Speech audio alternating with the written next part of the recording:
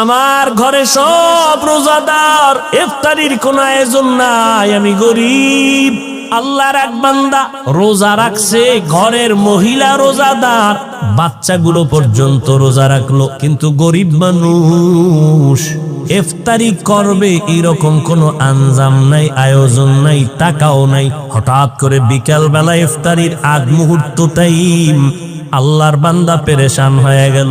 আমি আর আমার স্ত্রী একটু পানি দিয়েও তো ইফতারি করতে পারবো, কিন্তু আমার সন্তানগুলোর মুখে কিছু খানা না দিলে তো লজ্জায় আমরা মরে যাব। কই পাই টাকা, কই পাই খানা, আমি গরিব। আল্লাহর বান্দা পাগলের মতো হয়ে গেল।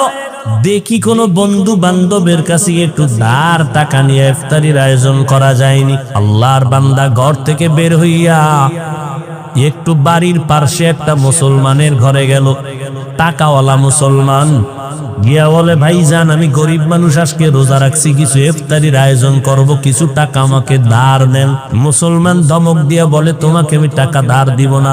অহংকারী হইয়া গরিবের তুচ্ছ তাচ্ছিল্য করে এখান থেকে তাড়ায় দিল। আল্লাহর বান্দা চোখের পানি মুছতে মুছতে বের হয়ে গেল, রাস্তা দিয়া হাঁটে। ও মালিক, তুমি ছাড়া আমার কেউ নাই। ইফতারির সময় আমার বাচ্চাদের মুখে কেমনে আমি হাসি ফুটাবো? এই সন্তানেরা, ওই মা বাবার ঋণ জীবনটা দিয়েও দিলে আদায় করতে পারবা না, যেই পরিমাণ কষ্ট মা বাবা করেছে। আল্লাহর বান্দা চোখের পানি মুছতেছে আর রাস্তা দিয়ে হাঁটতেছে, কোথায় যাবে নিরুপায়। আমার মালিকের কুদরত, হঠাৎ করে দেখে বিপরীত দিক থেকে একটা লোক আসতেছে। লোকটা আসলে